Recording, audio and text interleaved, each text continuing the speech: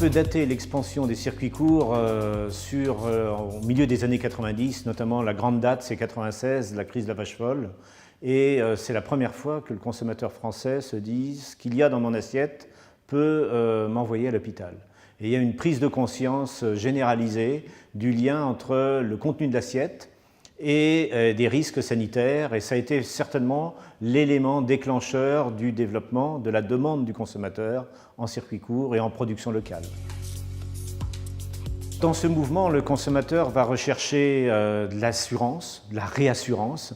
Il va aussi chercher tout un tas d'autres éléments qui vont être des éléments plaisir, du contact, tout un tas de facteurs qui vont s'ajouter au produit. Et le produit, tout compte fait, certainement et parfois n'est qu'un des éléments de l'acte d'achat. Et il y a tout un tas d'éléments extérieurs qui vont participer à la volonté d'achat du consommateur sur les circuits courts. Et il faut remarquer que cette volonté et cette dynamique va continuer. Et on peut dire qu'on n'en voit pas pour le moment les limites. Alors justement, si on n'en voit pas les limites, c'est qu'il y a une demande forte, mais une des problématiques, c'est que l'offre des producteurs, et tout compte fait, a du mal à répondre à cette demande. Et un des enjeux, ça va être justement d'accompagner les producteurs à développer des projets en vente directe, des projets de transformation de leur production. Et ça, c'est pas gagné parce que c'est quand même un exercice compliqué. Ça nécessite pour des producteurs d'avoir derrière l'acte de production des compétences en transformation de produits, des compétences en commercialisation, en marketing, en relation directe avec les clients. Et ça, c'est pas donné à tout le monde. Donc c'est assez compliqué d'augmenter cette offre-là.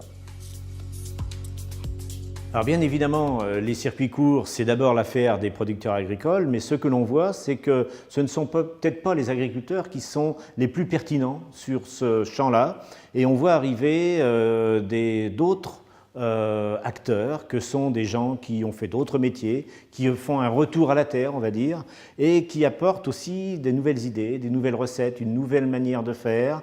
Et je trouve que c'est très enrichissant pour le monde agricole, cette mixité qui est en train d'arriver grâce au circuit court. Alors le secteur bancaire, comme le secteur, je dirais, institutionnel de l'agriculture, a toujours douté un peu sur cette notion de circuit court. C'était d'abord le rôle des babas, un peu. Il y avait une image assez négative du développement des circuits courts. Et puis donc la banque s'y est pas forcément intéressée et d'autres acteurs du milieu agricole s'y sont peu intéressés. Là maintenant, on voit que le secteur bancaire se dit, effectivement, il y a quand même derrière ça toute une activité économique.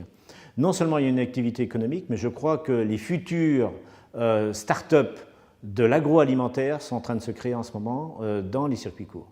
Et c'est ça qui est intéressant. Évidemment, à partir du moment où on va parler d'entreprise, eh bien, ce sont des acteurs très intéressants pour la banque, et la banque doit participer à ce développement-là.